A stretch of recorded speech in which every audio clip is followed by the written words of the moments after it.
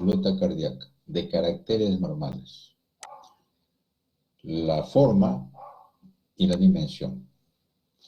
Se reconoce desde la que es el arco aórtico, el tronco pulmonar, la flecha, la vena cava, la aurícula derecha, la aurícula izquierda, el ventrículo izquierdo. ¿Ya? Parte central, la forma y el tamaño. Es muy característico, eso se aprende viendo radiografías en cantidades y radiografías simples, como ven aquí. Pero se le llama teleradiografía. Bueno, como ven ahí ustedes, el corazón es un órgano muy notable, muy importante.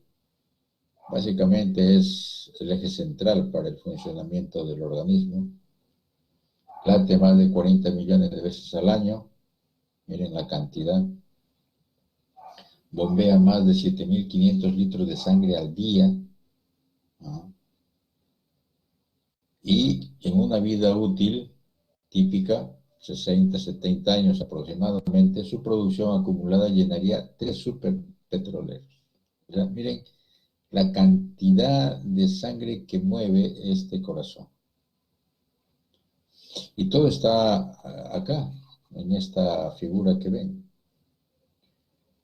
Esta es una figura que muestra la parte roja, que es el músculo, el miocardio. ¿Ya? El amarillo es la grasa subepicárdica y la línea de afuera es el epicardio. Aquí está el nervio autónomo, ¿no? Y la microfotografía de esta zona, que está bien dibujado, ¿ya? Es que está acá a la izquierda, el pequeño, donde se ve una forma de color marrón, que son miocitos especializados, que son los que dan o sirven para el estímulo y el sistema de conducción autónomo. Por eso están acá los haces, las de His, ¿ya? Tanto el derecho como el izquierdo, a partir del nódulo atrioventricular. Y todo esto es estas células especializadas que van hacia los dos ventrículos y que es el sistema eléctrico autónomo del corazón. Entonces, el corazón tiene una situación particular en la cual se afecta, y la enfermedad cardíaca es un problema que tiene que identificarse bien, ¿ya? Que tiene que identificarse bien. Hay 6 mecanismos en la cual tiene que identificarse, tiene que saberse, para poder saber en qué parte de este corazón puede comenzar a fallar. Uno de los principales, el más frecuente, es el fallo de la bomba. ¿Qué cosa es eso? Es la contractilidad del músculo. O sea, es la función sistólica y diastólica, que es lo que todos conocemos. Si no está funcionando bien esto, eso es el problema de la disfunción. ¿Ya? Y eso significa un problema serio del funcionamiento del corazón. No hacer bien la sístole, no hacer bien la diástole. ¿Ya? Ese es el fallo de la bomba. Y eso está íntimamente relacionado a la fuerza contráctil del miocito, del sarcómero. ¿Correcto? Esa es una de las más frecuentes causas de falla cardíaca. El otro es la obstrucción del flujo.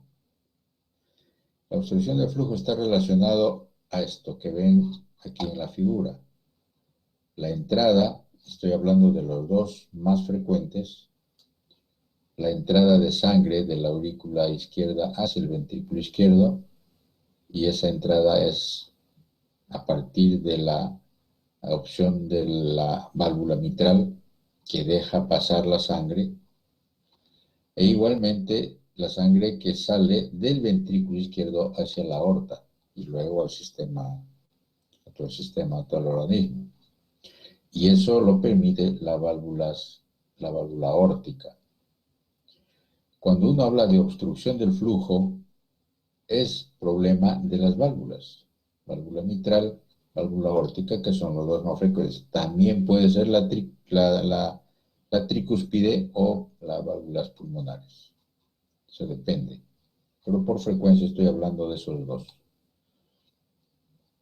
De tal modo de que cuando hay un problema de obstrucción, o sea que la válvula mitral, por ejemplo, no deja pasar la sangre normalmente que llega a la aurícula izquierda, ¿ya? Y para que se llene el ventrículo izquierdo, ese es un problema obstructivo.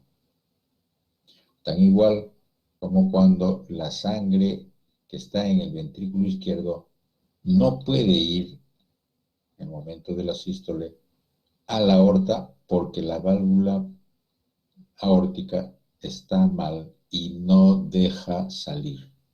Ese es el problema obstructivo.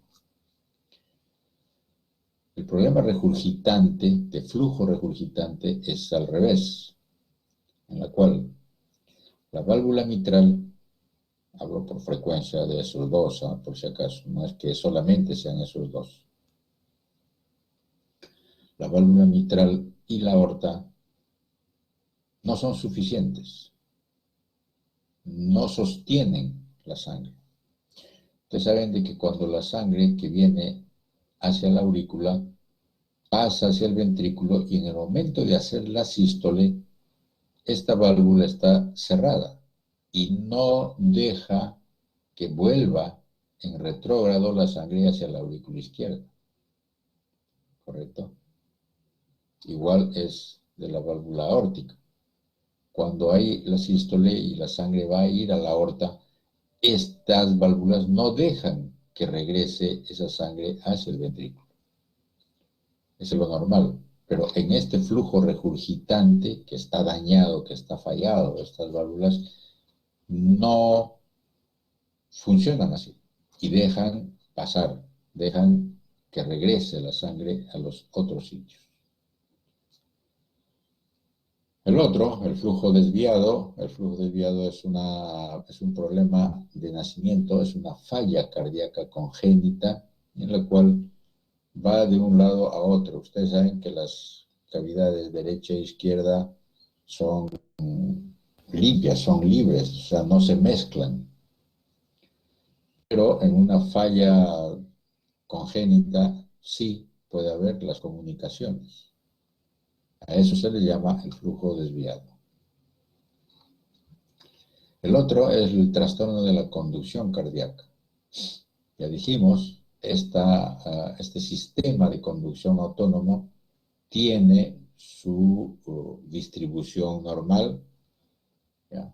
Pero que resulta que a veces desde nacimiento hay problemas de lo que se llaman los bloqueos, o tiene arritmias, que dentro de los problemas más frecuentes está pues las enfermedades cardíacas crónicas para que haya este problema de arritmias. Esos son los trastornos de la conducción, ¿ya?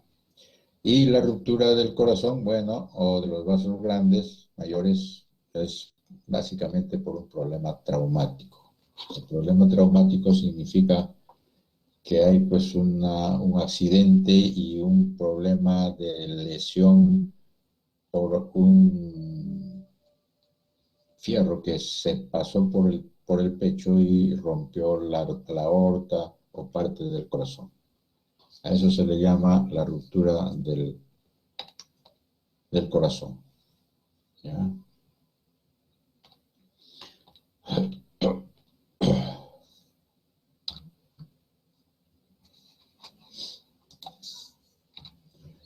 Bien, una de las cosas que tienen que aprender es esta cuestión de cómo es la función propiamente dicho. Y eso me imagino que en fisiología lo han tenido que hacer. Simplemente aquí para recordarles estas condiciones que son básicas. Aquí ven a la izquierda el corazón y el gran vaso que es la aorta. Esto es el funcionamiento que tiene que hacerse, que tiene que servir, que tiene que funcionar para lo que se le llama la fracción de eyección. La fracción de eyección es importantísima y es que la sangre que está en el ventrículo izquierdo tiene que pasar hacia la aorta, con las características que debería de pasar. ¿Cuáles son esas características? Es una cantidad de sangre expulsada desde el ventrículo izquierdo en cada latido cardíaco. En cada sístole que haga esto, tiene que salir expulsada la sangre. Es la fuerza de esta zona, del ventrículo izquierdo, para que eso funcione correctamente. Entonces, esta fracción de eyección es una medida del funcionamiento del corazón. Lo normal es 55%, 55 hasta 60% podría decirse. Eso es lo normal. Por debajo, por encima, está mal.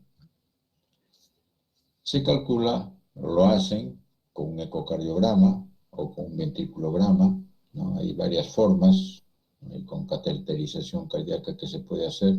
Hay varias formas que los cardiólogos lo hacen. Eso deberían ustedes maximizar ese entendimiento en la práctica hospitalaria. Bueno, digo, en teoría, ¿no? No sé si cómo lo estarán haciendo. Entonces, este método es para calcular que esta fracción de eyección se basa en la valoración, en saber las dimensiones del ventrículo izquierdo. Esta dimensión. ¿Ya? Al final del periodo de contracción, o sea, al final de la sístole. Y al final del periodo de relajación. ¿Ya? O sea, que es el de la diástole. Entonces, esta fracción de eyección, no se olviden, tiene es lo más básico que uno tiene que aprender para la función de este órgano. Hay otros elementos, hay otras cosas que los cardiólogos utilizan, otras medidas, por ejemplo, el gasto cardíaco. No se pregunte, ¿qué es el gasto cardíaco? Simplemente es el volumen sistólico por el ritmo cardíaco. ¿Ya? El índice cardíaco es el gasto cardíaco sobre la superficie corporal. El volumen sistólico, que es una medida que hacen también los cardiólogos, es el volumen de la cavidad al final de la diástole menos el volumen de la cavidad al final de la sístole. O sea, miden el volumen de la cavidad. Y bueno, la fracción de eyección, que es el volumen sistólico sobre el volumen de la cavidad al final de la diástole multiplicado por 100. Eso se da en porcentaje. ¿No?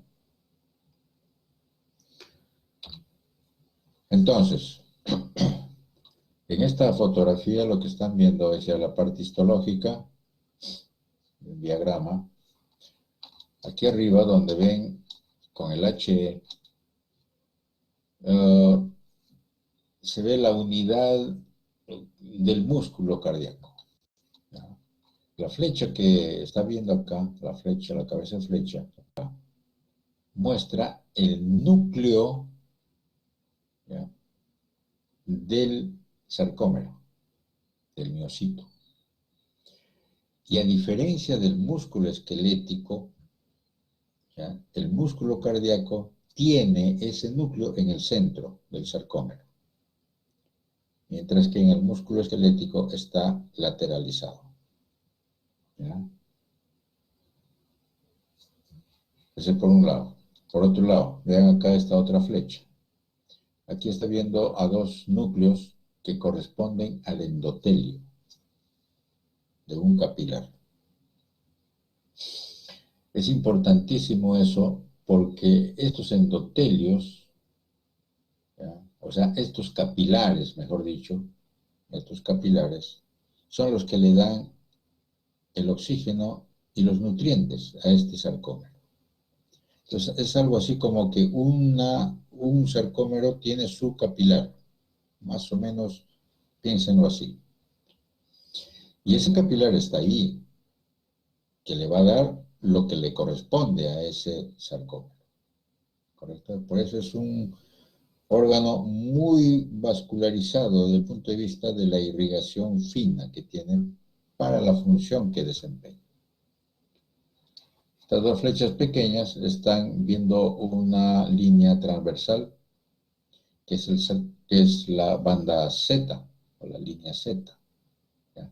Que es la división de un sarcómero con otro sarcómero.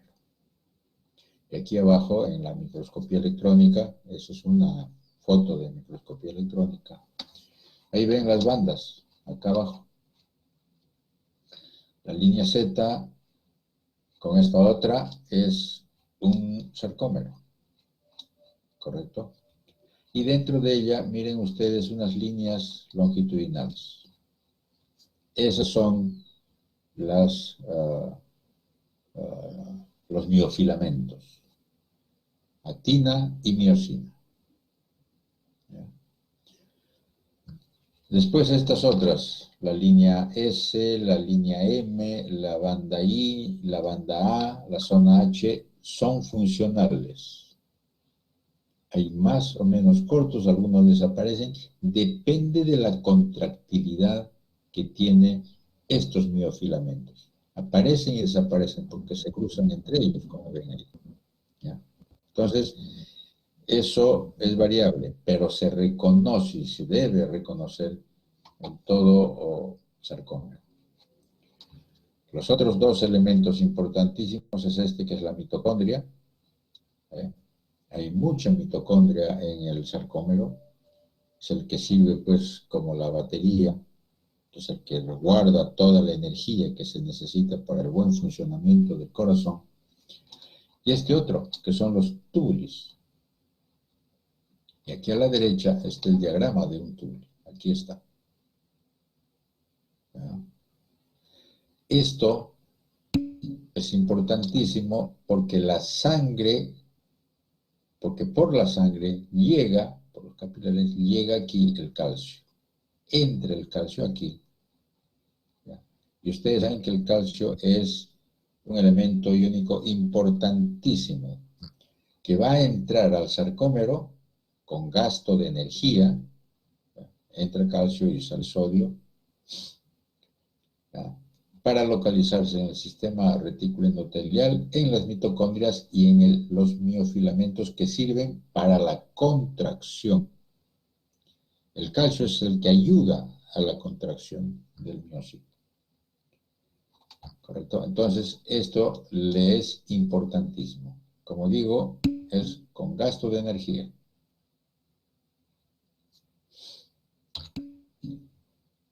La otra cosa que le presento aquí es estos dos que están arriba, que son en diferente posición del corazón, para ver simplemente el sitio o el lugar donde corre las ramas de las coronarias. Aquí se ve. Tanto para el ventrículo izquierdo, o como para el corazón izquierdo, como para el derecho. ¿Correcto? Estos son arterias grandes y estos son epicárdicos. No son intramiocárdicos o intramurales, como se le podría llamar. Simplemente porque no es así. El corazón tiene que tener ya estas arterias encima. Si no, eso es una anomalía cardíaca, la que es cuando está por debajo o cuando está dentro del músculo. Y aquí abajo están viendo esta arteria que está en la superficie, que es esta de acá, que se ha coloreado mucho más, está en la superficie. Y la característica de esto es que estas arterias tienen un sistema, ¿ya?, de división o de ramificación perpendicular a esta arteria que entra, que penetra dentro del miocardio. Miren, perpendicularmente, todos estos filamentos son pequeñas arterias, desde las más pequeñas hasta los capilares, que entran de esta forma. Esto está coloreado con sustancias de contraste, por eso se puede ver así. Entonces, esto es para que entiendan que el músculo cardíaco tiene un gran sistema de irrigación. ¿Ya? Bien, este mecanismo.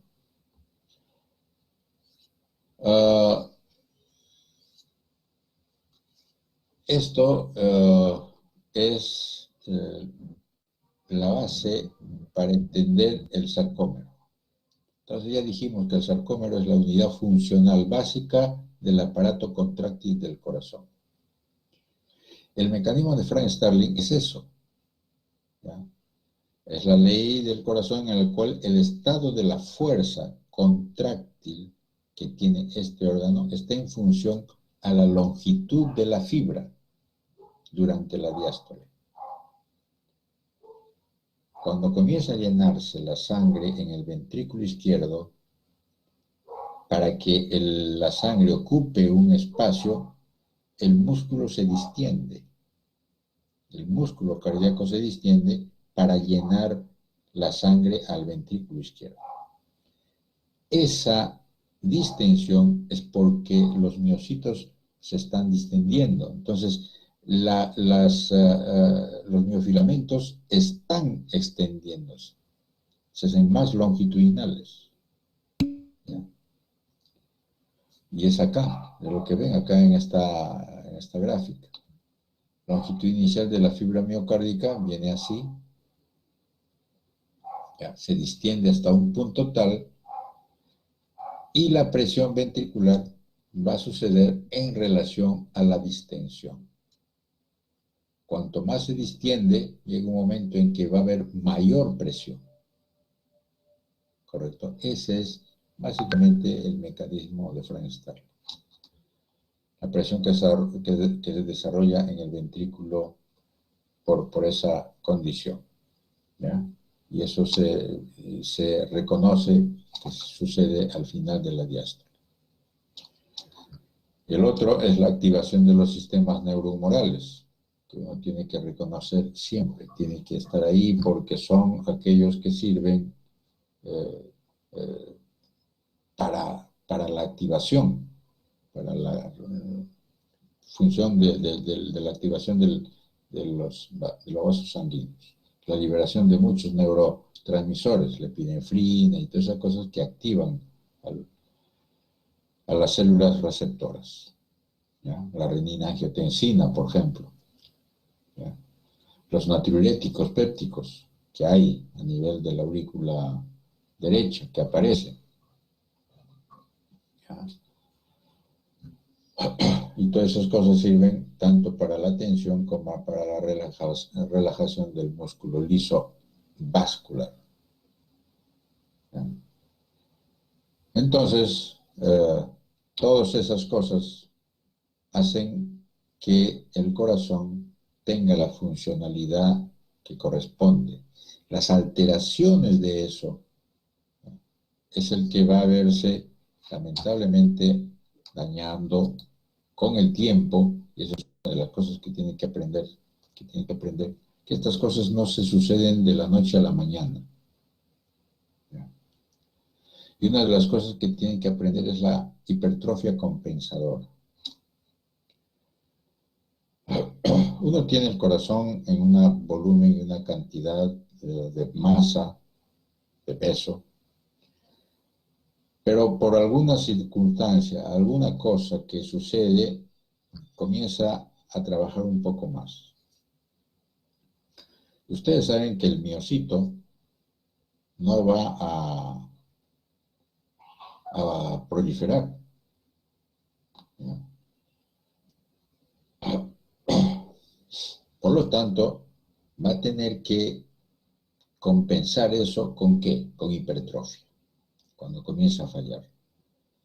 Entonces, el término del fallo que estoy diciéndole a cada rato, tradúzcanlo desde el punto de vista clínico como una insuficiencia, una falla, una insuficiencia cardíaca. Es un término típicamente clínico, ¿ya? Que puede deberse desde un problema genético, congénito, hasta un problema adquirido. ¿Ya? Hay muchos síntomas que puede tener. Las dos principales que tiene que reconocerse cuando comienza a haber un problema de falla cardíaca, de insuficiencia cardíaca, es la disnea y la fatiga. ¿Ya? Y hay signos como son el edema y los estertores. Los estertores ustedes saben que es un signo que se tiene que buscar con el estetoscopio. Entonces, ustedes vean acá las dos fotos. Este es un corte longitudinal y este es un corte transversal. ¿Son corazones anómalos? Sí. ¿En dónde está el problema? En que aquí, por ejemplo, en el lado derecho, ustedes ven el septo totalmente grueso. Igualmente la pared lateral. Tiene 1.5, tiene más de 1.5. Lo normal es que debe ser 1.3 a 1.5. Pero este tiene más. Por lo tanto, hay hipertrofia ventricular izquierda. Y una forma de reconocer eso es que la cavidad ventricular izquierda está pequeña. Entonces, ya por deducción, por lógica, todos ustedes tienen que hacer unas correlaciones internas de lo que les digo. Es que la cavidad normalmente no debería ser así.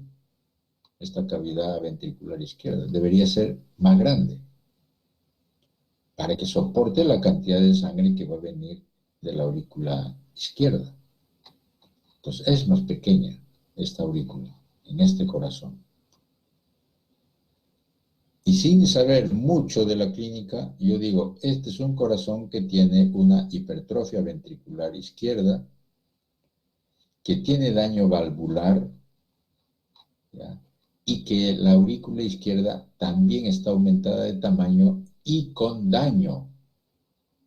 Y este es un corazón que tiene muchos años de enfermedad. Porque la aurícula izquierda, vean ustedes acá, es de color blanquecino. Esta es la aurícula derecha, miren el color.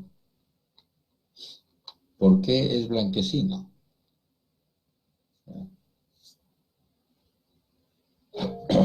Porque con el tiempo, en el transcurso de los años, la presión de la sangre hacia las paredes de la aurícula izquierda hace que se estimule la proliferación de fibroblastos por debajo del endotelio. Y con el transcurso de los años se hace rígido y se hace blanquecino. Entonces imagínense toda la repercusión que hay. Problema valvular, problema de la cavidad que es pequeño, problema de la aurícula y la sangre que llega, de repente ya no llega a la suficiente cantidad porque esto no lo soporta. ¿Y quién es el que va a sufrir? De forma retrógrada es el pulmón. En este lado izquierdo es simplemente la traducción cortado transversalmente para que vean la cavidad ventricular izquierda pequeña y la pared ventricular izquierda engrosada. Típicamente hipertrofia cardíaca. Que va a llegar hasta la insuficiencia, va a llegar a las insuficiencias. No sabemos en este caso, yo asumo de que esto ya es un corazón con insuficiencia. Lo que no podemos saber es la gravedad y la repercusión que tiene en la parte de los órganos adyacentes. ¿Ya? Entonces, la insuficiencia cardíaca puede afectar principalmente afecta al lado izquierdo, también afecta al lado derecho, ¿ya? O puede también a ambos lados. ¿Cuáles son las causas más comunes de insuficiencia cardíaca izquierda? Son las enfermedades isquémicas. ¿A qué le llamamos enfermedades isquémicas? A los problemas del músculo cardíaco por problema de irrigación. Ya ustedes saben qué cosa es un isquemia. Puede ser por una hipertensión arterial sistémica, una enfermedad valvular, ¿ya? Mitral o aórtica. Estamos hablando de la izquierda, y es lo que les decía por frecuencia. O enfermedades primarias del corazón, que son los más raros, pero existen, ¿ya? Que son los llamados cardiomiopatías primarias.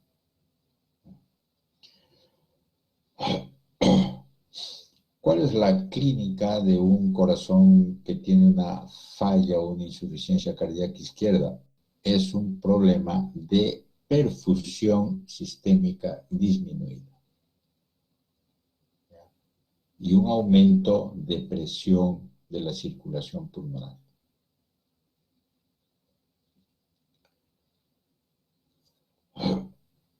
¿Correcto? Entonces, cuando comienza uno a ver esto, lo primero que tiene que entender es que el corazón efectivamente pues tiene una falla principalmente de la contractilidad, ¿ya?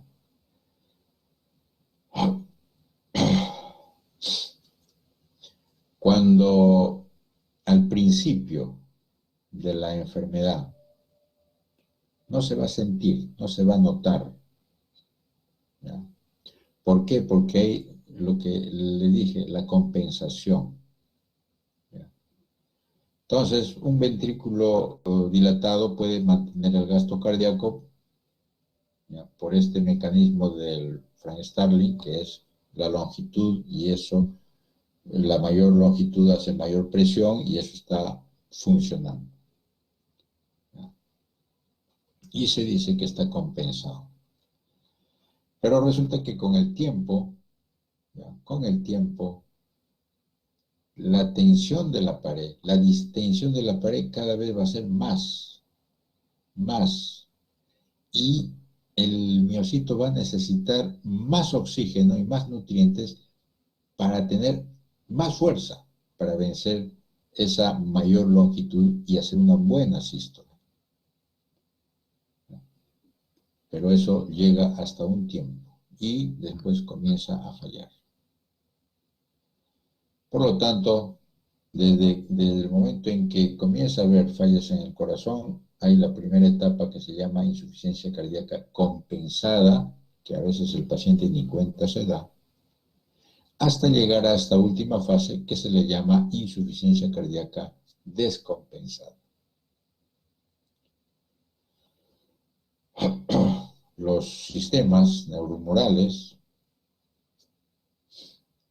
se liberan, cada vez más van liberándose, cada vez más para compensar también todas las anomalías que puede haber para que haya una mejor función del corazón, para que haya mayor contractilidad, para que la resistencia vascular sea menor o sea mayor, depende de cómo es esa cuestión. La activación de la renina y angiotensina también, la retención de agua, todo eso involucra para que pueda compensar el corazón, ¿ya?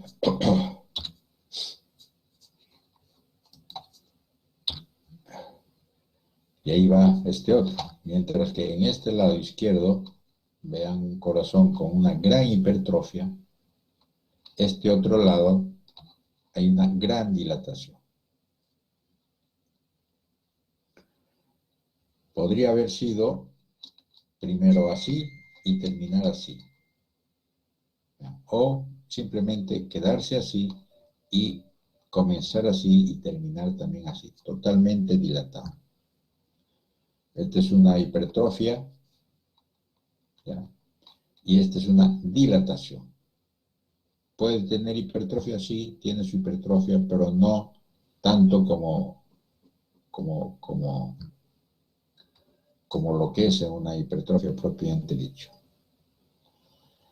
Entonces, los miocitos cardíacos se adaptan al trabajo, ¿ya?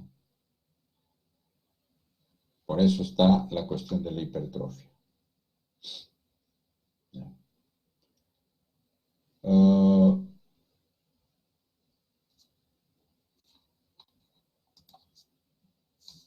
Y aquí ven,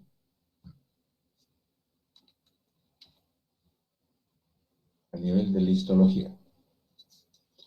Mientras que acá a la derecha ven ustedes una foto donde se ve, miren, el núcleo bastante grande, ¿ya?, de los miocitos. En este otro lado son pequeños. Este de la derecha es hipertrófico y este de la izquierda es normal. ¿Correcto? Entonces, comienza a suceder esta hipertrofia como al principio, para tratar de compensar lo anómalo que hay en algún componente del corazón o fuera del corazón, y se hace esta hipertrofia.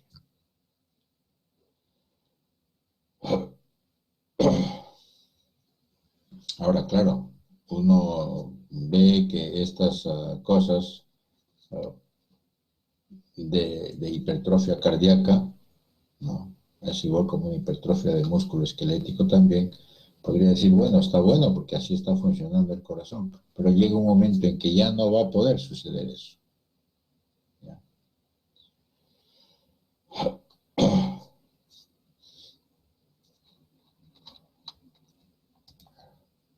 Y este es, entonces,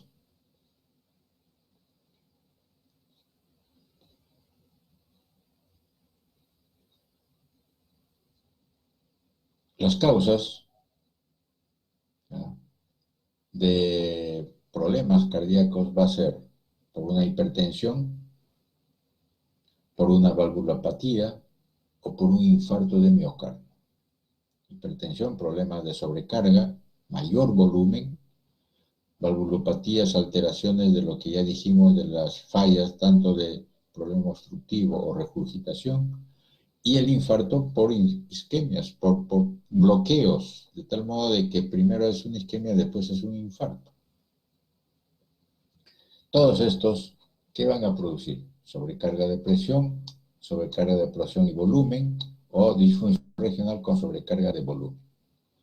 Va a haber mayor trabajo cardíaco, va a haber mayor tensión de la pared, o sea, de los músculos. Va a haber después una distensión, o puede que quede como distensión, y se produzca lo que se llama una hipertrofia y o dilatación. Es interesante eso. ¿Por qué sucede una hipertrofia y o una dilatación? Hay aumento de masa, aumento de tamaño. ¿Por qué? Porque aumentan los miocitos de tamaño. Entonces, aumenta el miocito de tamaño y hay cantidad de miocitos, aumenta pues la masa cardíaca, evidentemente. Pero el miocito no va a aumentar así por así. Lo que pasa es que comienza a haber mayor cantidad de proteínas en su citoplasma. Es un aumento de la síntesis de proteínas. Y ustedes saben, por embriología y genética y todas esas cuestiones, de que la proteína pues no se forma así por así. Tiene que haber actividad genética para la producción de proteínas. Entonces, se activa, se inducen los genes que hay allí dentro del núcleo del sarcómero para que comience a producir proteínas. Pero como el músculo cardíaco tiene esta particularidad de no ser proliferante, lo que va a hacer simplemente es producir proteínas, pero anómalos, porque los genes inducidos son fetales. Y estas proteínas anormales son las que están haciendo que aumente de tamaño el miocito. A la vez también, ese aumento de presión que tiene el músculo en sí va a producir estimulación del fibroblasto. Y aquí al final dice una vascularización inadecuada. ¿Qué significa? Lo que le dije al principio. Ese capilar que ustedes vieron pegado al miocito es el único que tiene ese miocito. No va a haber más. No va a haber proliferación de capilares, no hay. Entonces, si ese miocito ya es el doble de tamaño, va a necesitar el doble de nutrientes y de oxígeno. Pero ese capilar le va a dar lo que siempre le dio. Por lo tanto, es una vascularización inadecuada. Todas estas condiciones van a producir lo que se llama la disfunción cardíaca. Disfunción cardíaca que desde el punto de vista clínico se le llama insuficiencia cardíaca, sea sistólica o sea diastólica, va a caracterizarse por arritmias y va a caracterizarse por una estimulación neurohumoral que se detecta serológicamente. ¿Ya? Este es un esquema para que vean cómo un miocito ya hipertrofiado no es lo mismo que uno normal. El normal está a la izquierda y el hipertrofiado a la derecha. Desde el mismo momento en que hay mayor estimulación de los neurohumorales, de los gránulos, como ven acá, por ejemplo, la norepinefrina, ¿ya? Tiene sus receptores a nivel del miocito, ¿ya? Los beta-adrenérgicos. Y hay una buena cantidad para cada gránulo que pueda que puede llegar acá. Pero miren a la derecha, ¿cuántos receptores hay? Hay poquísimos. ¿Ya? También hay depósitos muy escasos ya de norepinefrina, porque es un gasto que se hace persistentemente y está disminuido. Entonces, pocos receptores, pocos gránulos de norepinefrina. El otro es el sistema retículo endoplásmico. Mientras que hay un buen ingreso de calcio, que normalmente debe de haber, ¿ya? Y una salida regular de calcio, porque hay depósito acá, en el hipertrofiado, ¿ya? Hay una disminución de calcio externo porque hay una sobrecarga de calcio dentro del sistema retículo endotelial y poca cantidad que va a salir para la estimulación de ¿quién? De los miofilamentos. Y a la vez también estos miofilamentos, ¿ya? Que pueden estar aumentados en cantidad, están hechos por proteínas anómalas, ya dijimos. Por lo tanto, no es, ¿ya?, adecuadamente y normalmente funcionales.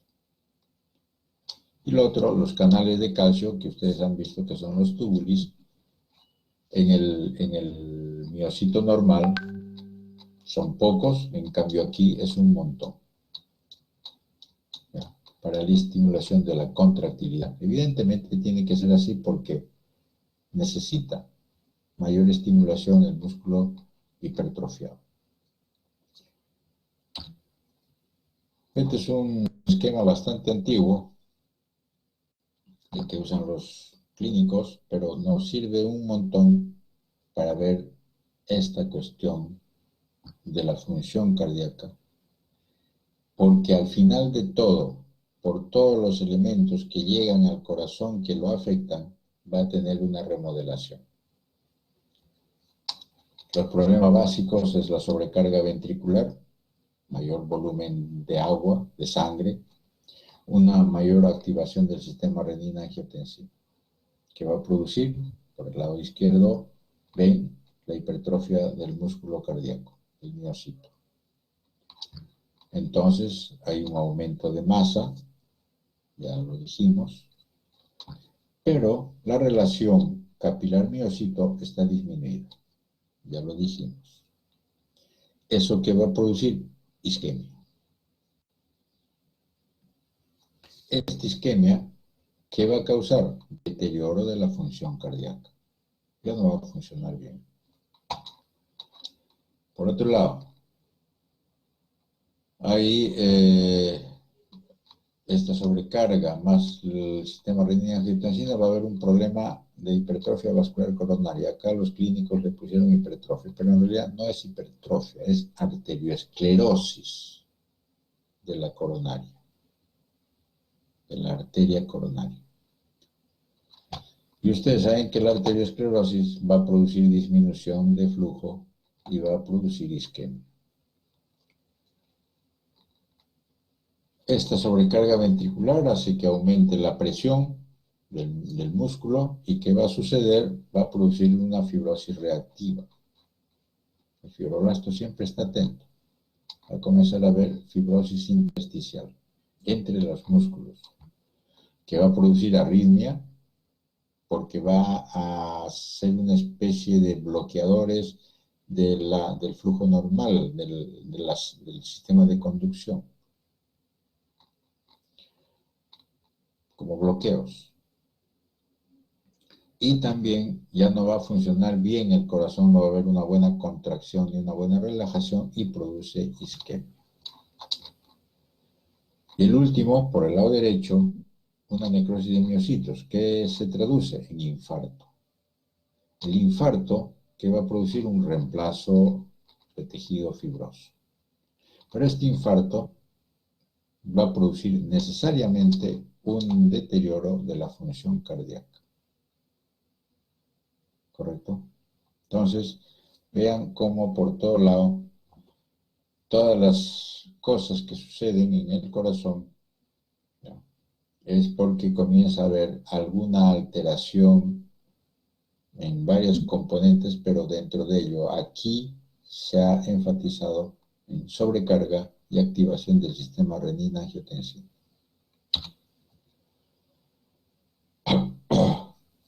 Digo que en esa imagen para la disfunción cardíaca. Pero una de las causas para eso también sucede que es esto: una válvula mitral dañada totalmente. Miren, esto es solamente el pequeño espacio que queda por donde tiene que pasar la sangre de la aurícula izquierda hacia el ventrículo izquierdo. Problema obstrutivo. Desapareció las válvulas, ¿ya? O desapareció la válvula, se ha fusionado las dos que tiene la mitral por un problema de enfermedad reumática crónica. Esta no es la aguda, esta es la crónica. En esta imagen de la derecha simplemente es para la demostración del tamaño de la aurícula izquierda. Es un tremendo volumen porque no está dejando pasar la mitral, la sangre, hacia el ventrículo izquierdo. Comienza a haber remanentes. Y ese remanente va a ser un problema retrógrado. Y el problema retrógrado conlleva ¿a qué? A que el órgano que está al costado, ¿ya?, que es el pulmón, comienza a dañarse, ¿ya?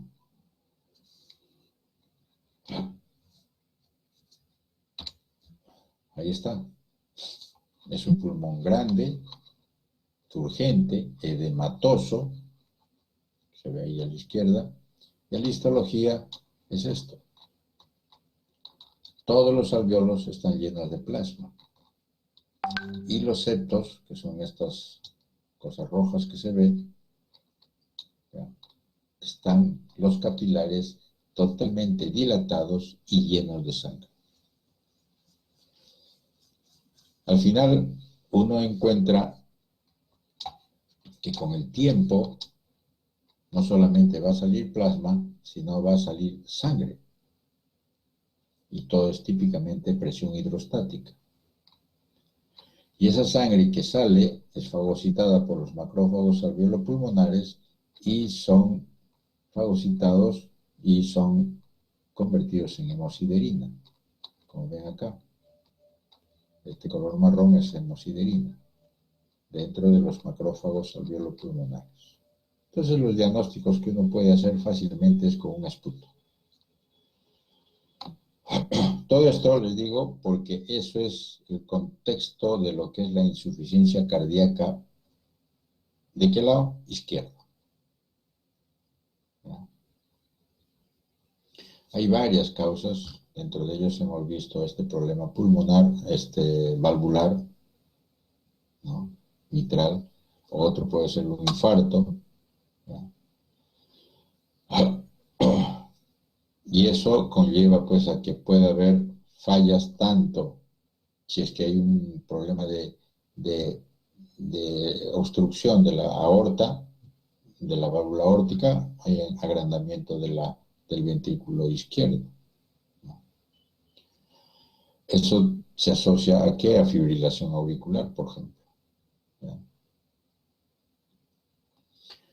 Todas esas cosas conllevan pues a que este problema va a repercutir en el pulmón. El pulmón comienza a tener mayor presión en las venas, por eso se ve todo rojo ahí en los septos. El tamaño del pulmón ya les dije, ¿no? Y los hematíes, que es una fase de una insuficiencia cardíaca crónica, porque es antiguo ya.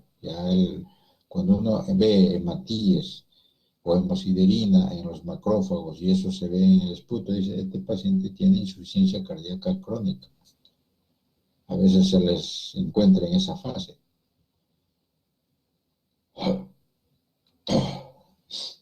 El otro lado, ¿ya? El otro lado es esto. Estas son dos fotos del hígado. El hígado está lleno, congestivo, grande. ¿Ya? Acá a la izquierda ven ustedes muchos puntos rojos.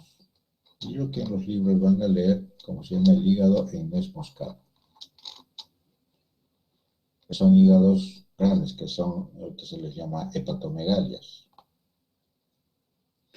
Y a la microscopía se ve sangre, que aquí debería estar la vena centrolobulillar lleno de sangre, inclusive se ha ido ya hacia el parénquima.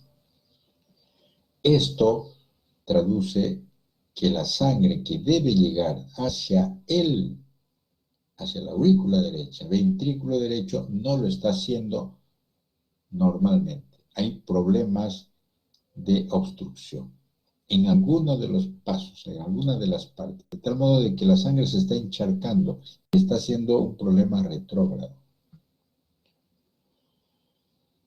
¿Ya? Claro, si esto es crónico y bien antiguo, puede comenzar desde el izquierdo, por eso dijimos, derecho, izquierdo y están los mixtos.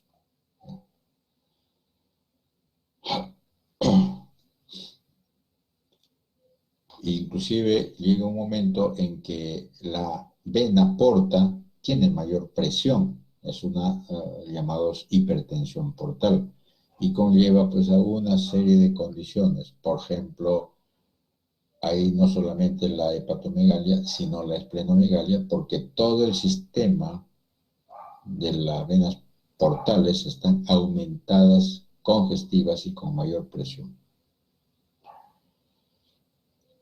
Inclusive eso hace un problema más retrógrado todavía porque los intestinos se llenan, las venas que desaguan la sangre de los intestinos están encharcados,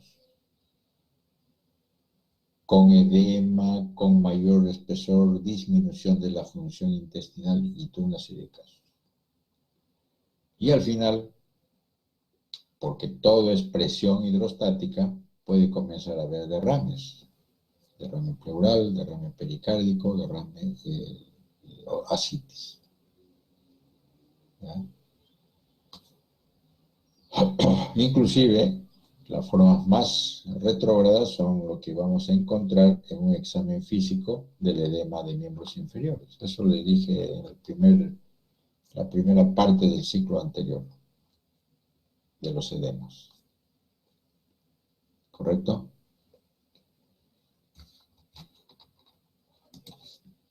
Entonces, acá hay varias enfermedades pulmonares que son causantes para la insuficiencia cardíaca derecha. Eso lo vamos a pasar rápido. Bien, entonces, una cardiopatía congénita, una cardiopatía isquémica, una cardiopatía hipertensiva, ya sea sistémica o pulmonar, o enfermedades valvulares. Todos estos, o la miocardiopatía no isquémica, que se le llama primaria, son enfermedades cardíacas que conducen a todo lo que hemos dicho anteriormente. O sea, estas son las causas, por decir. Claro, y a su vez, estos también tienen causas. La cardiopatía congénita son anomalías del corazón o grandes vasos y es desde el nacimiento. O sea, el 20 a 30% de todos los defectos de nacimiento. Y ahí abajo ven la tabla. El principal, comunicación interventricular, 42%. Comunicación interauricular, 10%. Estenosis pulmonar, 8%. Conducto arterioso permeable, 7%. Tetralogía de Fallot, 5%. Coartación de aorta, 5%. Y ahí nos quedamos. Es como si fueran los 6 primeros puestos en el ranking de los de mayor puntaje. Entonces, eso, y para decirles, en el Perú hay buena cantidad de enfermedad cardíaca congénita, por si acaso. ¿Ya?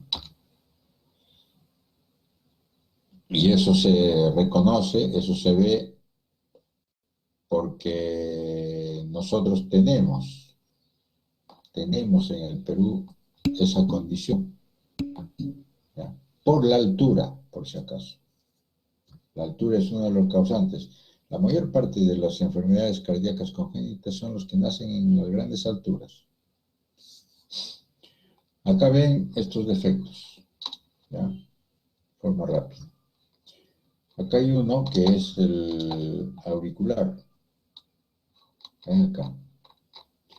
Normalmente aquí está el agujero oval, que es una condición fisiológica normal intraútero, porque la sangre va desde el izquierdo se va al derecho y para que haga todo el recorrido, o del derecho, mejor dicho, del derecho al izquierdo para que haya todo el recorrido. Eso es intraútero. A las 24 horas de nacer el niño, eso se cierra. Debe cerrarse. Pero resulta que queda. Y esto es el movimiento de la sangre de la izquierda a la derecha, simplemente porque la aurícula izquierda tiene mayor presión que el derecho. El otro componente, lo más frecuente que vimos ahí en la tabla, es la comunicación interventricular, que es este. ¿Ya? La sangre también va a ir hacia el derecho, con mayor presión del ventrículo izquierdo. Lo más frecuente es, esta es la foto a la derecha, acá abajo, ¿ya? Es en el septum membranoso, que es bastante arriba, porque más abajo está el septo muscular propiamente dicho, que es menos frecuente, pero puede haber también.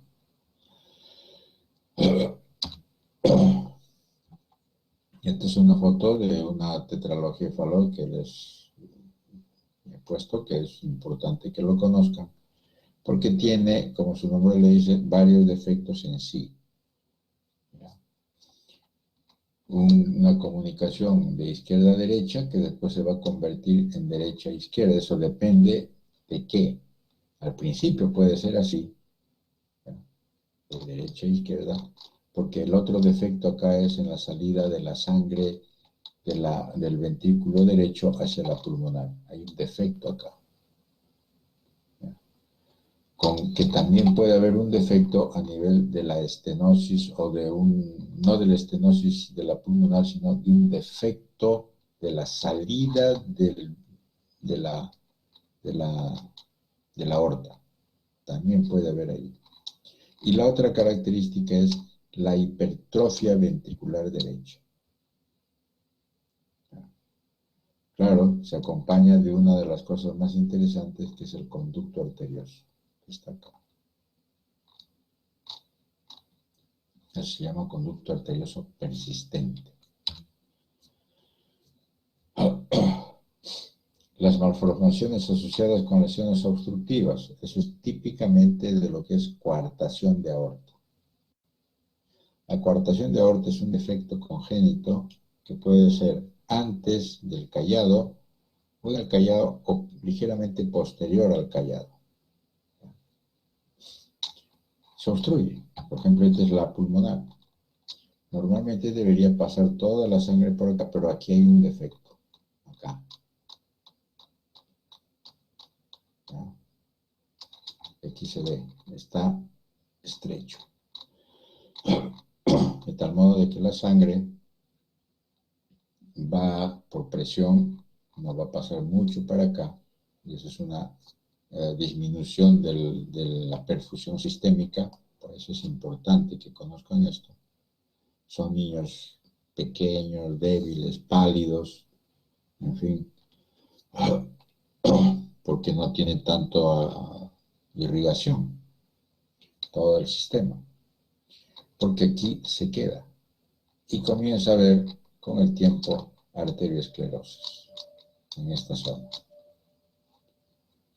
¿Ya? Bien, para decirles antes de esto que cuando una madre tiene anomalía cardíaca, el hijo que nace, hay que estudiarlo, porque son causas genéticas multifactoriales, ¿ya? Que puede tener una influencia típicamente epigenética o ambiental, e inclusive influencias ambientales solas. Por eso estas enfermedades son llamadas herencias multifactoriales, ¿no? Eso ya los habrán aprendido ahí en embriología. Es poco lo que se presenta a nivel poblacional, pero cuando aparece en un niño, para el siguiente embarazo hay un 15% de mayor riesgo. Y si hay un tercer embarazo, hay un 30% de posibilidades que pueda tener ese tercer niño cardiopatía congénita. Y si la madre ha tenido cardiopatía congénita, el niño también tiene la opción de tener cardiopatía congénita. Bien, rápidamente esto. Enfermedad cardíaca isquémica, que es lo más frecuente que uno tiene que entender acá. La gran mayoría de casos. Y es por enfermedad coronaria, 90%. Por eso en el lado derecho está la foto de la coronaria. ¿Quién es? Arteriosclerosis. Menos comunes, un vasoespasmo, una vasculitis o un embolismo. ¿En qué consiste? En que la isquemia pues es un problema, como su nombre lo dice, eso ya lo dijimos, falta de oxígeno, a la demanda que necesita. Y eso puede deberse pues a esto.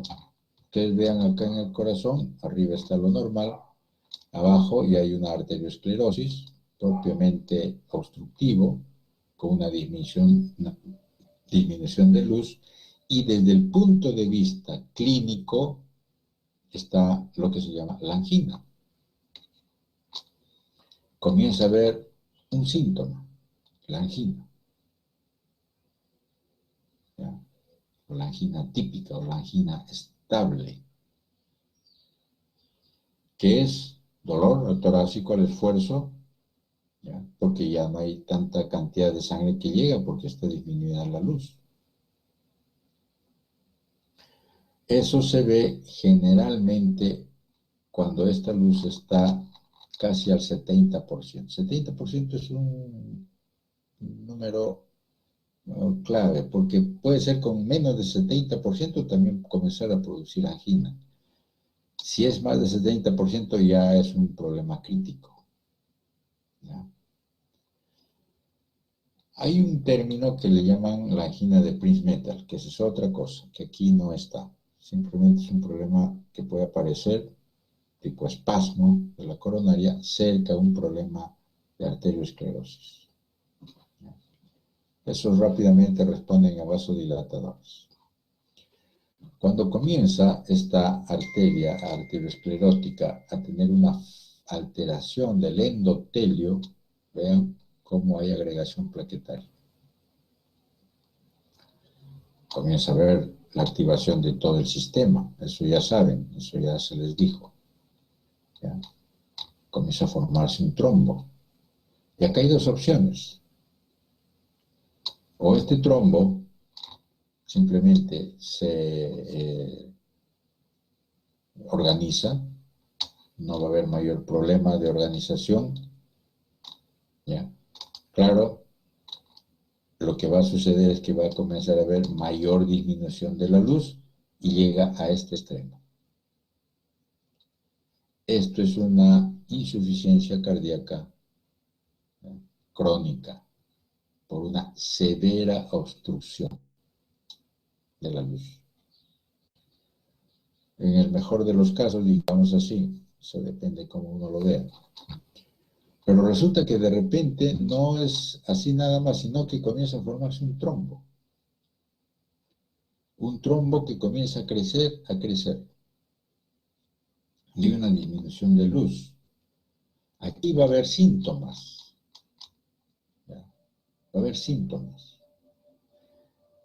Y a eso, ¿qué es el síntoma? Dolor, típicamente de lo que es la angina.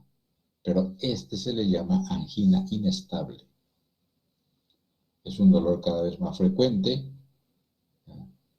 Con menor esfuerzo e inclusive hasta en reposo puede aparecer. ¿Y por qué? Porque esta placa, este trombo se rompió. ¿Ya? Y hay pequeños fragmentos que están saliendo. ¿Ya? Al final, ¿qué va a suceder? Que si se rompe esto, como va a ir en dirección de la corriente de la sangre, va a llegar un momento en que el vaso se hace más pequeño y lo obstruye. ¿Cuál es la causa de eso?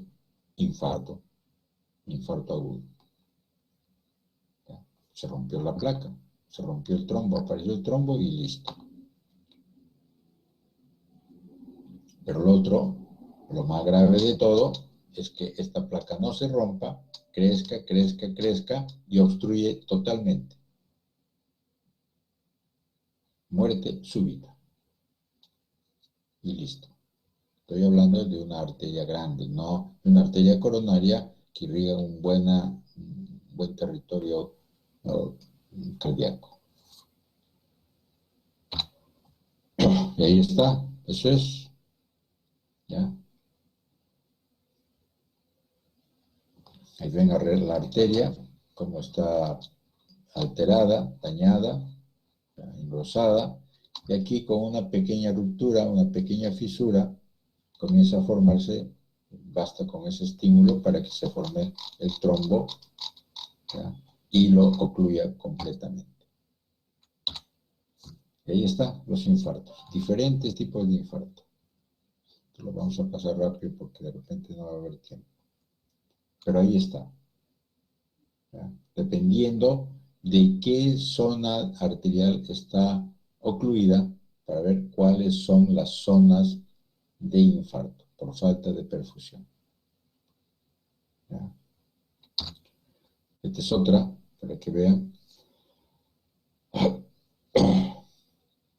Ahora, lo interesante pues es que en estas isquemias miocárdicas, primero, ya, conduce a la pérdida de la función miocítica en 1 o 2 minutos. Ya los miocitos ya no funcionan.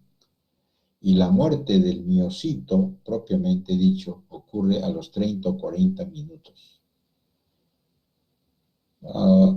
Antes yo les decía a los alumnos es de 20 a 30, pero parece que en los libros han aumentado de 30 a 40. No sé, será porque hay mayor opciones para poder resolverlo.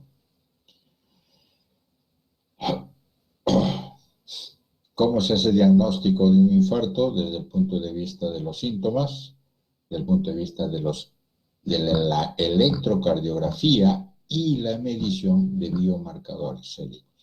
Dentro de ellos el principal, la troponina. El diagnóstico del patólogo en el infarto agudo no se va a ver. Tiene que verse después de 8 horas. Al principio no lo va a ver. Claro que sí, con ayuda. Eso ahorita les voy a mostrar.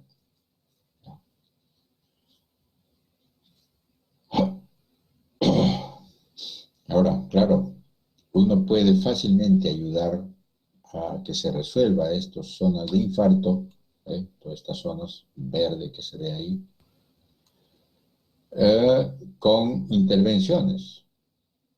Inmediatamente llega un paciente que tiene un infarto a un hospital, una clínica donde está el cardiólogo, el cirujano cardiovascular, y dicen, ya, vamos a hacer 2 opciones.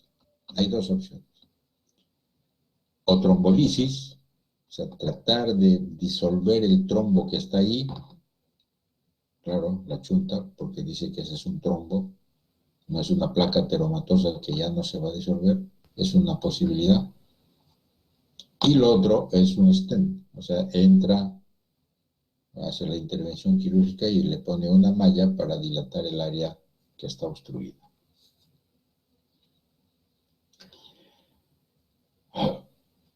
Ahora, claro, eso vamos a ver después las repercusiones que puede haber, ¿ya? Porque eso es importante.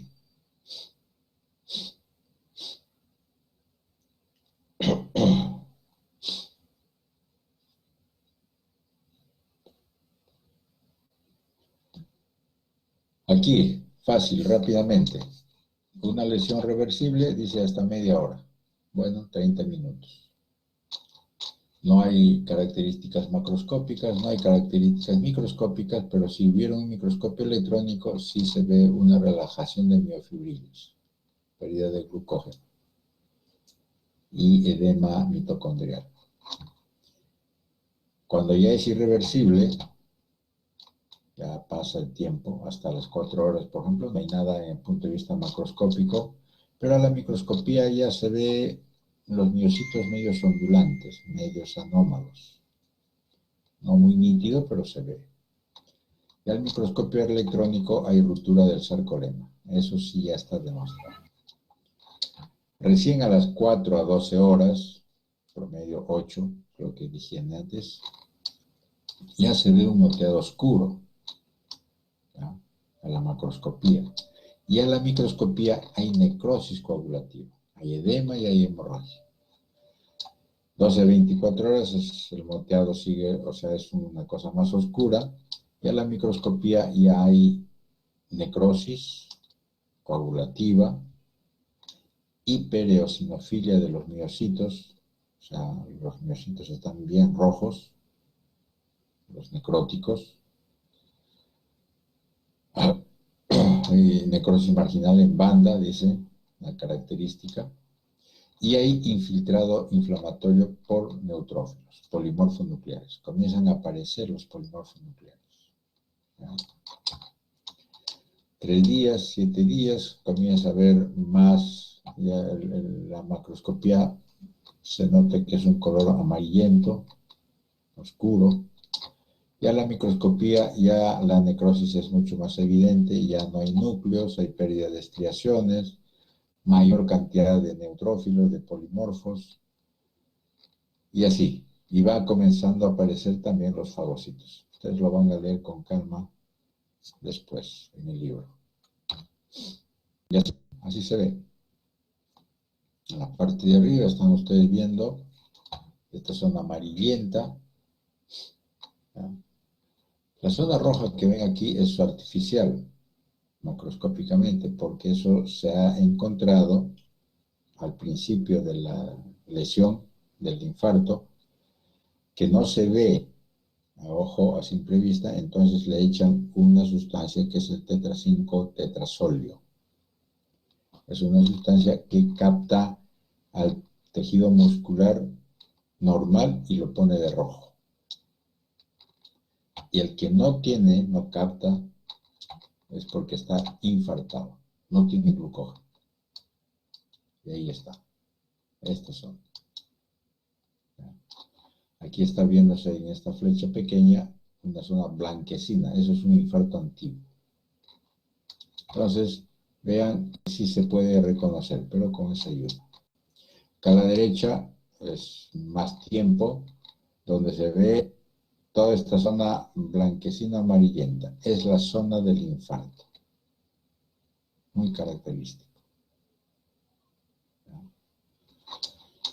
Aquí abajo, a la izquierda, simplemente para hacerles ver los porcentajes de localización.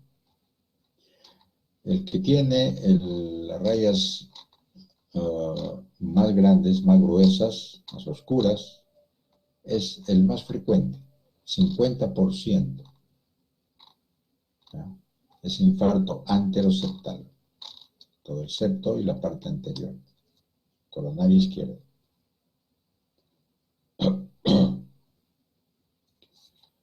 Este otro, el punteado, es la cara posterior. ¿Ya? Es la cara posterior, o sea, infarto posterior.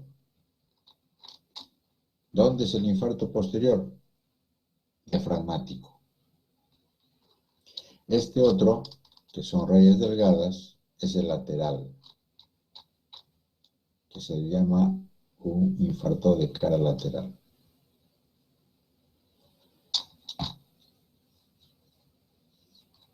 El de rayas rojas, el anteroseptal, es el 50%. El posterior es el 30% y este otro, el delgado, es el 20%. Esta otra imagen es para ver toda la zona que está punteada con líneas, desde la parte donde está el cursor, es la interna, el endocardio. Si solamente fuera muy pequeñito por debajo del endocardio, eso se llama infarto subendocárdico, que también hay. Pero cuando está como esto, donde afecta casi todo el espesor, porque la otra parte es el epicardio, eso se llama infartos transmurales. ¿Ya? Bueno, y aquí están las imágenes microscópicas. Eso deben de verlo en el laboratorio. ¿Ya?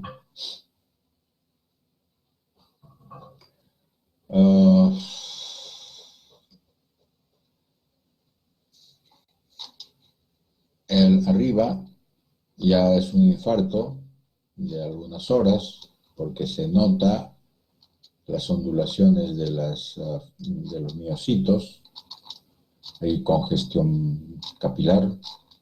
¿Ya? Esto está a los 3 días, está a la derecha, donde hay cantidad de polímorfos nucleares, donde estas zonas rosadas son los miocitos que ya no tienen núcleo y están coagulados. Es el típico infarto de tipo coagulativo, de necrosis coagulativa.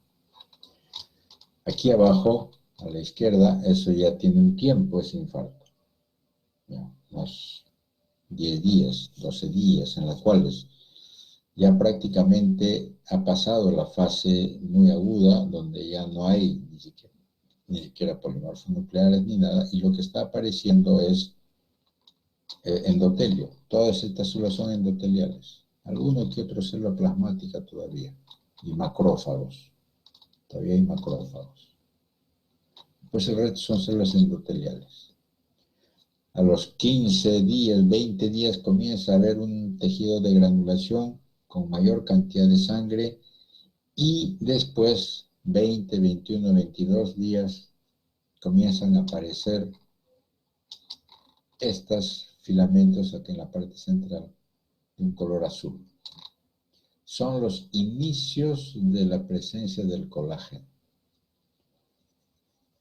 Ustedes saben que el colágeno aparece porque ya hay fibroblastos, o sea, toda esta zona blanca que ven ahí, hay cantidad de fibroblastos. ¿Ya? Y la derecha, que ven acá, está todo azul en estas zonas. Es porque todo ya es fibrosis con colágeno. Eso es un infarto antiguo. 30 días. ¿Ya? Esto, que se le llama la modificación de infarto por reperfusión. Es importantísimo esto. Cuando todavía el producto está viable, ¿ya? Pero en riesgo el corazón puede mejorar cuando hay una reperfusión y es beneficioso. Pero cuando uno dice que es un producto viable, cuando el tiempo todavía da para eso, ¿ya? Suponiendo elucubración, hay un infarto y ustedes dicen, pucha, que este tiene que llegar rapidísimo al hospital. En el hospital le comienzan a dar la reperfusión y el tiempo de infarto es 15 minutos, 20 minutos. Beneficioso. Porque si se da después de los 30 minutos, 40 minutos, 50 minutos, 60 minutos, ya no da, ya no va a funcionar esa reperfusión. Y más bien, esta restauración tardía del flujo sanguíneo a los tejidos puede incitar mayor daño local. Y eso se llama lesión por reperfusión. Aquí se ve en esta foto de la izquierda toda esta zona que hubo un gran infarto. ¿Ya? Le hicieron la reperfusión tardíamente y igualito no funcionó y peor, porque acá a la derecha vean todo el tejido necrótico. Es una necrosis coagulativa de los miocitos. Entonces, ¿cuáles son los que contribuyen a la lesión por reperfusión? ¿Ya? Comienza a haber, lamentablemente ya había disfunción mitocondrial. Las mitocondrias ya no estaban funcionando bien. Miocito hipercontracturado, radicales libres, mucha cantidad de radicales libres, agregación leucocitaria, o sea, cantidades de polimorfos y todo, o sea, ya muy tarde, y activación de las plaquetas y los complementos. Entonces ya con eso no es fácil hacer una buena reperfusión. Este otro son complicaciones de un infarto, ruptura, visto por afuera, ruptura, visto por adentro, ruptura del músculo papilar, esto es grave.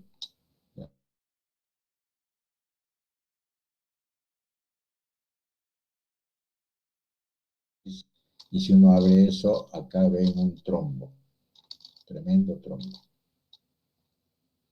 Y esto es después de un tiempo, ese paciente sobrevivió y miren acá, es como otra cavidad, es como un divertículo o un aneurisma también se le llama. ¿Ya?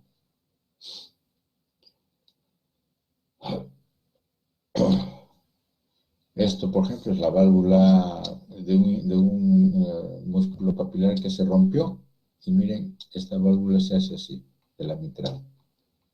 Esta válvula, de la válvula. Como una especie de paracaídas. Esto es fatal, esto es muerte súbita.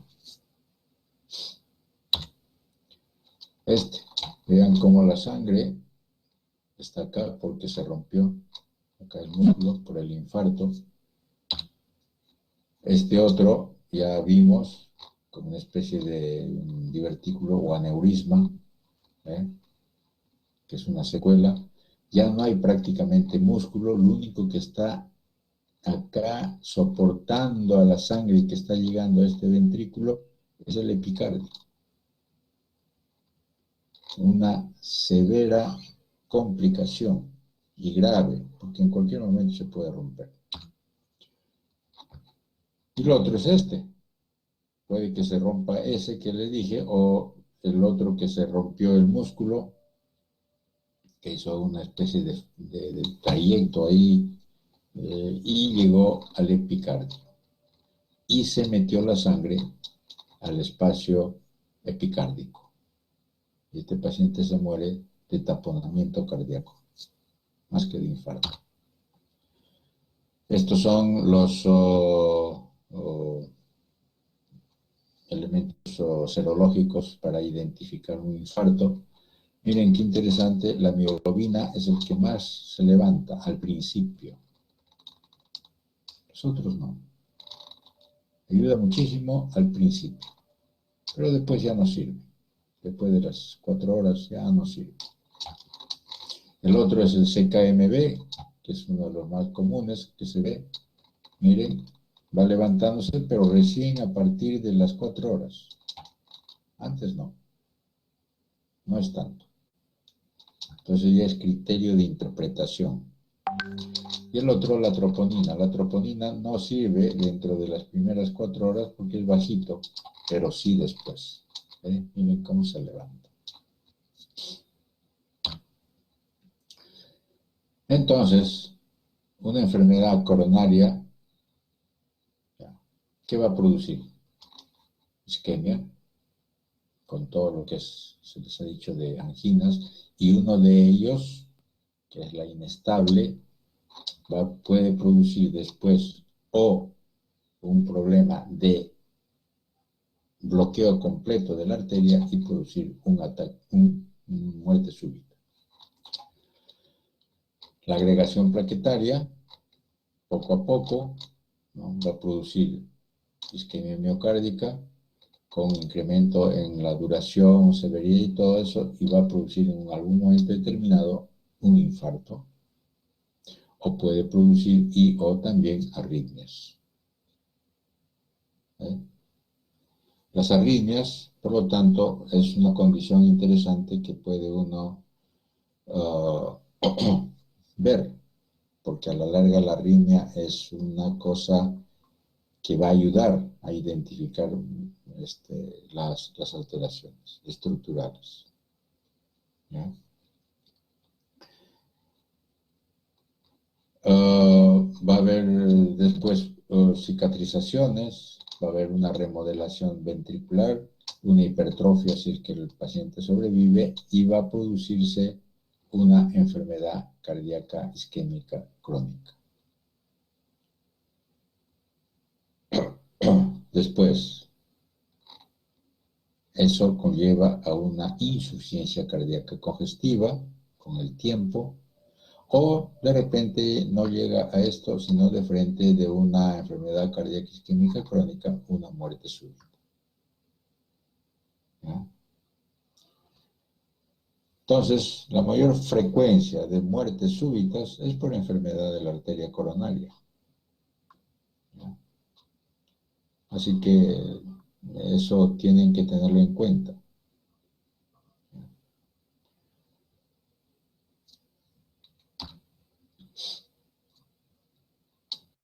Son 2 corazones, que es interesante, para identificar 2 condiciones. Esta es una hipertrofia también y esta es otra.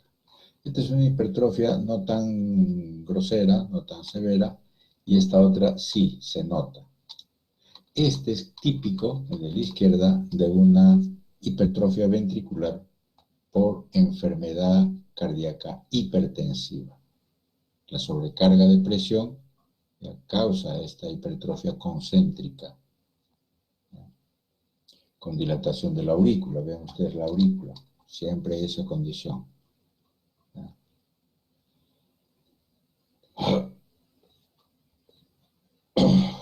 Entonces, y el pulmón, del lado derecho, ¿ya? Las enfermedades pulmonares van a producirse por todas estas causas. ¿Ya? Ahorita terminamos. Esto, la enfermedad valvular.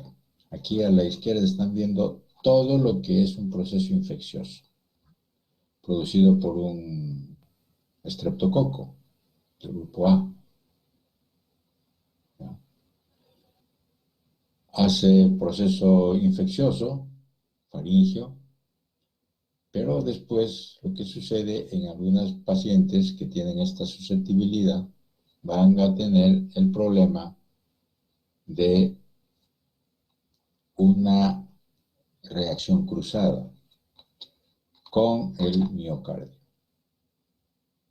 y producir valvulitis y miocarditis, que parecería que al principio podría no repercutir mucho o no enterarse mucho, no darse cuenta, porque eso puede pasar, pero después de varios años, y digo varios, son 20, 30 años, tiene lo que se llama la enfermedad cardíaca reumática crónica. ¿Ya? A la derecha están viendo un nódulo de Aschoff, que consiste en macrófagos, que son estos grandotes, formando una estructura nodular con lesión de los miocitos. Característico.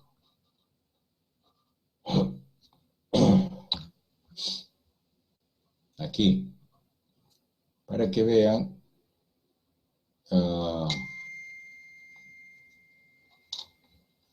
la valvulopatía mitral y la aórtica.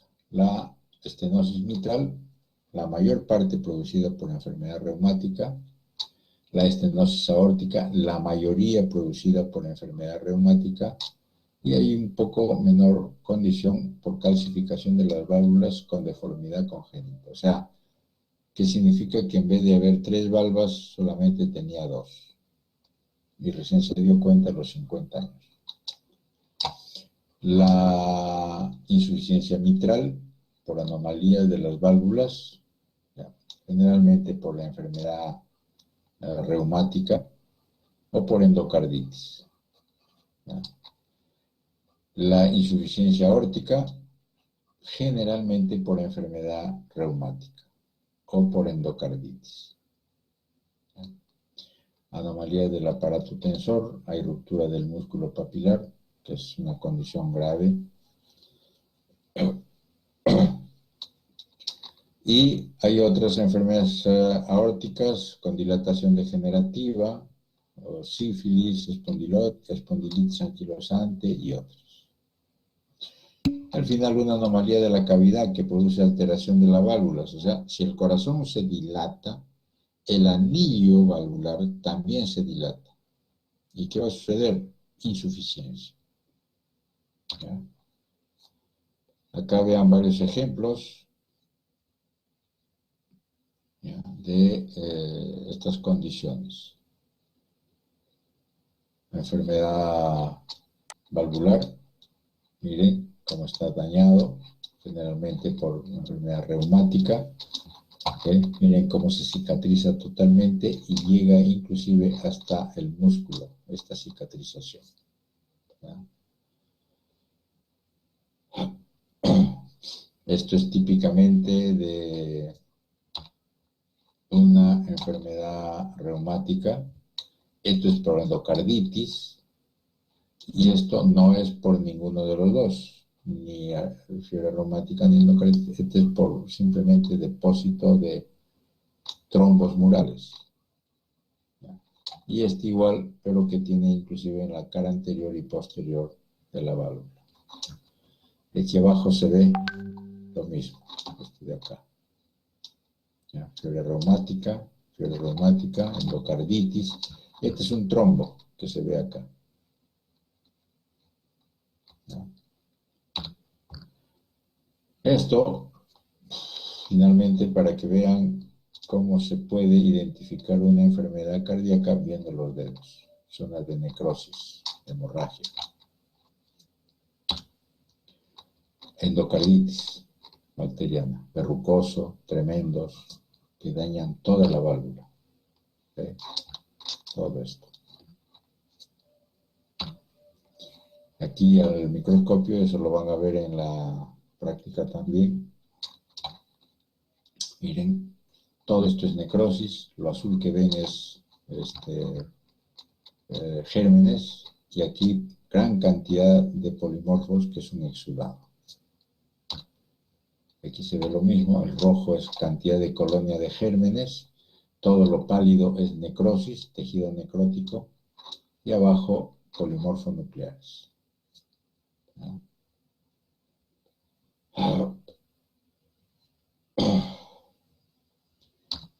Y finalmente las cardiomiopatías. Aquí nos quedamos. Este de la de arriba, izquierda, es una cardiomiopatía dilatada. El de abajo es una cardiomiopatía hipertrófica. Son los dos más frecuentes de cardiomiopatías primarias. ¿Ya? Problema de músculo. El otro es el de la restrictiva. ¿Ya? Pero las cardiomiopatías de tipo dilatado es el 90%. ¿Ya? Sigue el hipertrófico y después el restrictivo, que es el menos frecuente. La cardiomiopatía dilatada, ¿ya?, es un problema sistólico, de contracción. No puede hacer una buena sístole.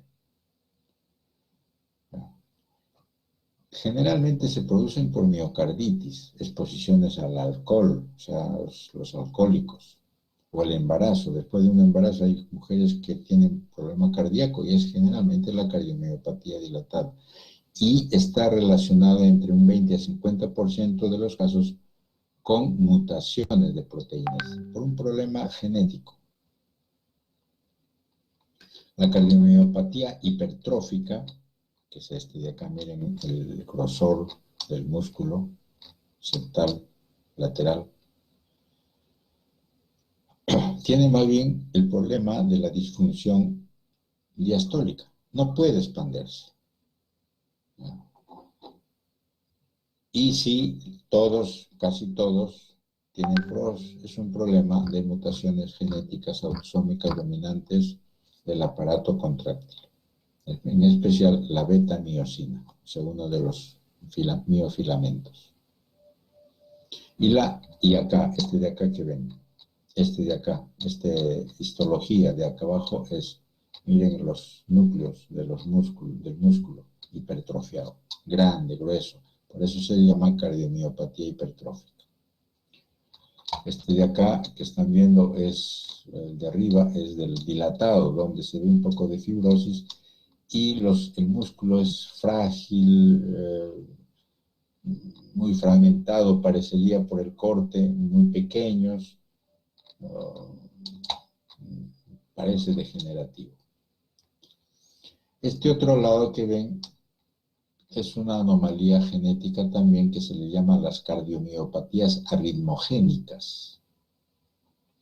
Es un trastorno autosómico dominante del músculo cardíaco, ¿ya?, con insuficiencia cardíaca derecha, y a veces puede producir muerte súbita en los atletas, porque a veces ni cuenta se dan. Es producido por problemas autoinmunes de repente, a veces hay infecciosos, por ejemplo, por el virus Coxsackie-A y B, que son los patógenos más comunes.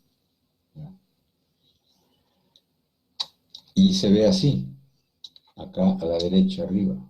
Miren el ventrículo derecho, bien dilatado, casi no tiene músculo. Y acá abajo se ve el rojo que ven aquí es el músculo, y aquí abajo desapareció totalmente y solamente hay un poco de epicardio, porque el resto es grasa. Esa es la característica. ¿Ya? ¿Correcto? Muy bien, acá terminamos. Acá se acabó. Bueno, si hay alguna pregunta, no sé, me avisan. ¿Ya está todo listo? ¿Todo claro? ¿Han escuchado todo? Bien, justo hemos terminado.